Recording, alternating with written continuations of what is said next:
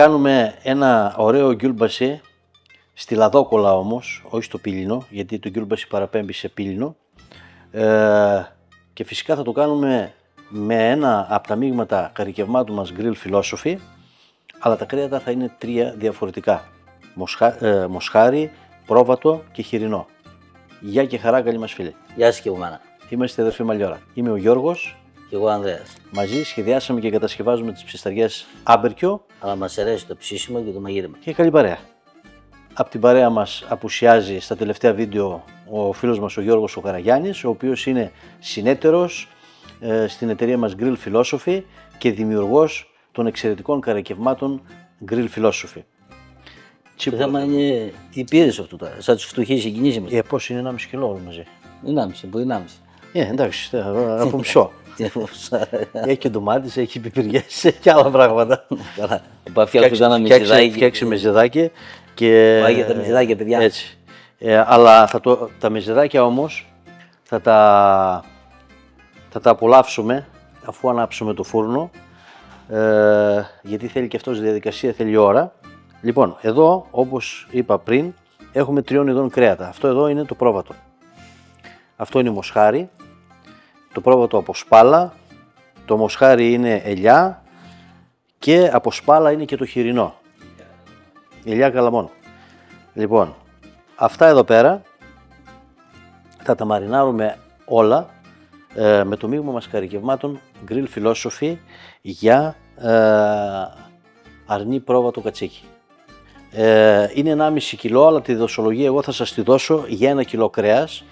Έτσι, από εκεί μετά, ανάλογα του πόσο κρέας θα έχετε, το ρυθμίζετε ανάλογα. Για 1 κιλό κρέας θα χρειαστείτε 150 γραμμάρια νερό, μέσα στο οποίο νερό θα διαλύσουμε 40 γραμμάρια μείγμα καρικευμάτων Grill Philosophy για αρνί πρόβατο κατσίκι.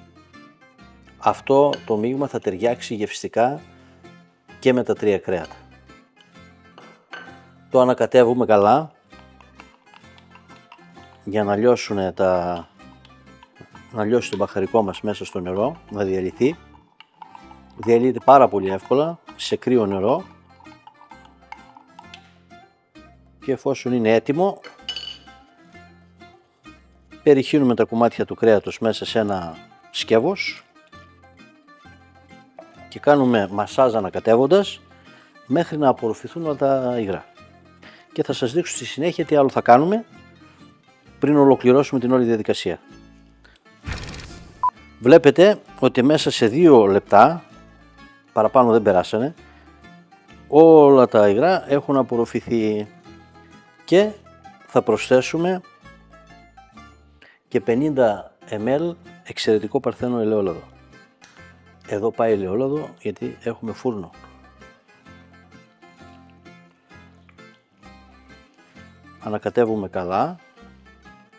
Ανακατεύουμε καλά και θα αφήσουμε το κρέας να μαριναριστεί όση ώρα χρειάζεται να ανάψουμε το φούρνο, να πυρώσει και να είναι σε θερμοκρασία τέτοια που να μπορεί να δεχτεί το φαγητό μας. Σε λίγο λοιπόν η συνέχεια. Ας απολαύσουμε τα τσίπορα εδώ να δούμε τι έφτιαξε ο μικρός, γιατί τον είδα πεινασμένον. Γι' αυτό τα βάλεις χωριστά. Τι με έβαλες να ανάψω το φόρο και το τσίπρο. Αφού βάλαμε λίγα προσαρνάματα, λίγα λεπτά ξυλάκια και λίγες φλούδες από τα ξύλα, τώρα θα συμπληρώσουμε και τα υπόλοιπα. Συμπλήρωσε. Τσίπρο πια, τις μιζέρες άσχα. Φρεσκοτιγανισμένη. Πώς με στριμώξεις τώρα, δεν μπορώ να καταλάβω. Εγώ δεν την παθαίνω. Δεν την πατάω έτσι. Πώς τα κατάφερες? Αφού εσύ ανάβεις φωτιές. Ναι, φωτιές ανάβω τώρα πριν τα τσίπουρα, όχι με τα τσίπουρα. Μην βάζεις άλλα, φτάνει. Εξαιρετικός λαχανοκεφτές, ζεστός, φρεσκοτιγανισμένος. Θα βάλουμε την πότα και θα την αφήσουμε λίγο να παίρνει αέρα. Λοιπόν, άντε γεια μας. Άντε στην υγεία μας. Στην υγεία σας παιδιά. Στην υγεία σας παιδιά.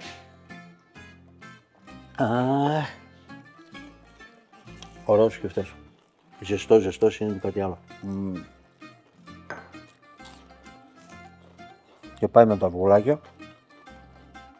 Υδατάνθρακες και πρωτεΐνες μαζί. Υδατάνθρακη ζώα, άμα θέλετε. Και αυτό υδατάνθρακες.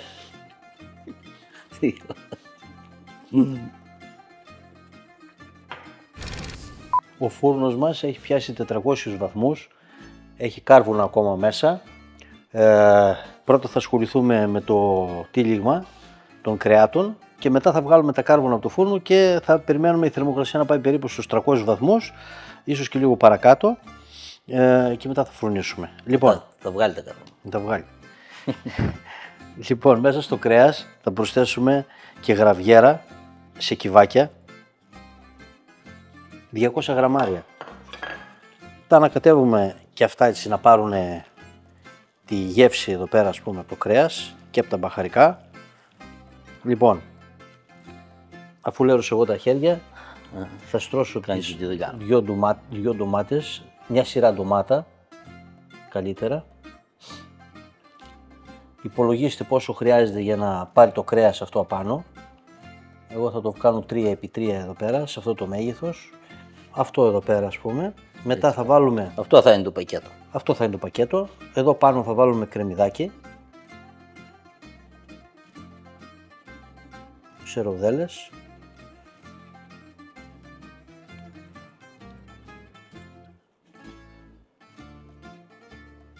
Κόψτε λίγο παραπάνω, δεν πειράζει. Καλύτερα να περισσέψει παρά να μην φτάσει. Μα δεν περισσεύει, δεν φτάνει. Έτσι. Λοιπόν, καλή είναι αυτή η ποσότητα. Θα βάλουμε και από πάνω, θα δείτε πώς. Και πιπεριά. Όλα τα χρώματα. Διαφορετικά χρώματα, διαφορετικές γεύσεις. Αυτό. Και τώρα, εδώ πάνω θα παρκάρουμε το κρέας. Μαζί με τα τυριά. Αυτό είναι. Έτσι.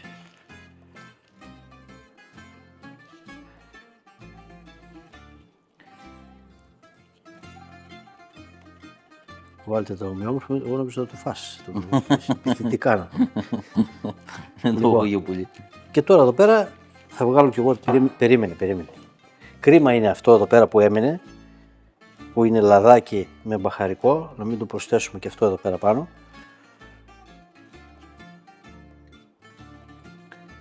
Λοιπόν, το τυλίγεται κατά αυτόν τον τρόπο, εδώ έτσι. Ίσως χρειαστείτε και βοήθεια. Σίγουρα θα χρειαστεί τη βοήθεια.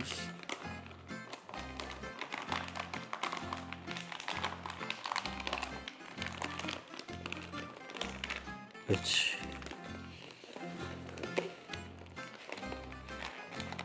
Και κάνουμε ένα πακέτο, όπως βλέπετε εδώ.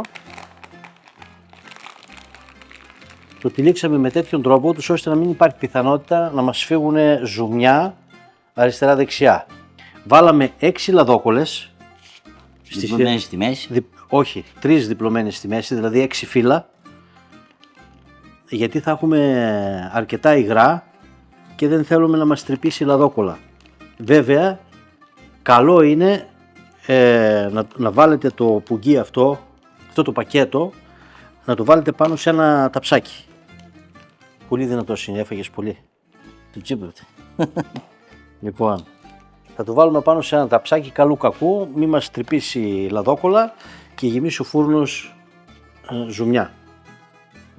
Θα το ψήσετε στο φούρνο, όσοι δεν έχετε φούρνο παραδοσιακό ή με ξύλα, θα ξεκινήσετε στους 200 βαθμούς για καμιά ώρα περίπου και θα συνεχίσετε στους 160 για άλλες 3 ώρες.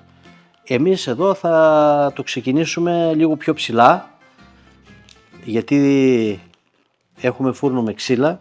Θα ξεκινήσουμε περίπου στους 270 βαθμούς, ίσως και λίγο παραπάνω. Να το βάλουμε σε ένα μεγάλο τέτοιο, τότε μπορούμε να τα ανοίξουμε και εδώ κατευθείαν μέσα. Γι' αυτό το σκέφτηκα έτσι. Σε λίγο η συνέχεια. Βγάλαμε πριν από κάμποση ώρα τα κάρβουνα από μέσα, τη θράκα δηλαδή. Η θερμοκρασία έχει πέσει στους 300 βαθμούς και φουρνίζουμε. Κλείνουμε την πόρτα. Έχουμε κλείσει και το τάπερ να μην χάνουμε θερμοκρασία και θα περιμένουμε. Εμείς θα το ψήσουμε τουλάχιστον για 4 ώρες. Αργό μαγείρεμα δηλαδή, όλη νοστιμιά. Λοιπόν, είναι έτοιμο πιστεύω περίπου 4 ώρες. Η θερμοκρασία έχει πέσει περίπου στους 100 βαθμούς.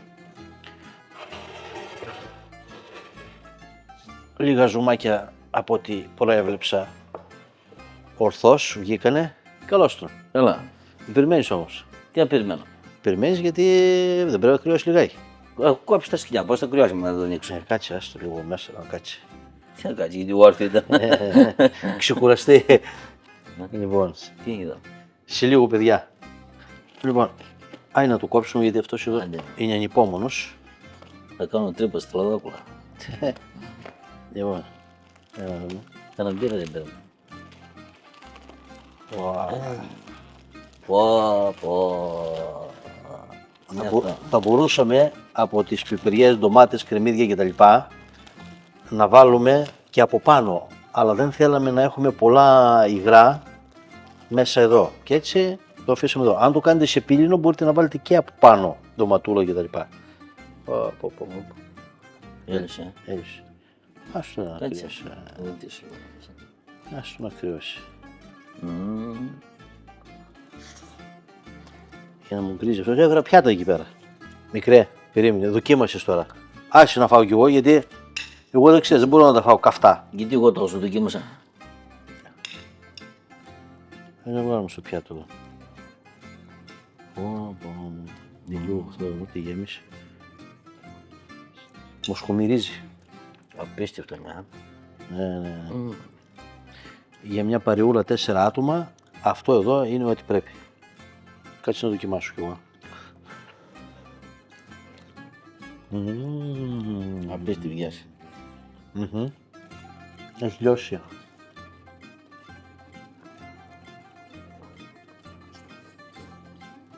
Πάρ' το. Κάτσε να κρυώ. Του πεις στα σοβαρά.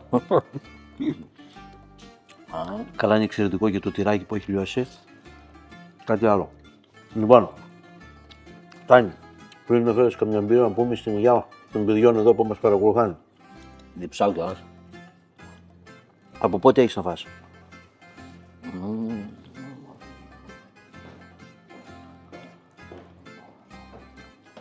Απόλυτα ισορροπημένη γεύση.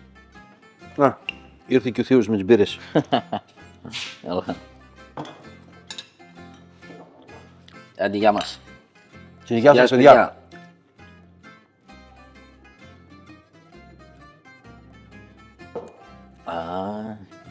Όλα φορά έβαλες.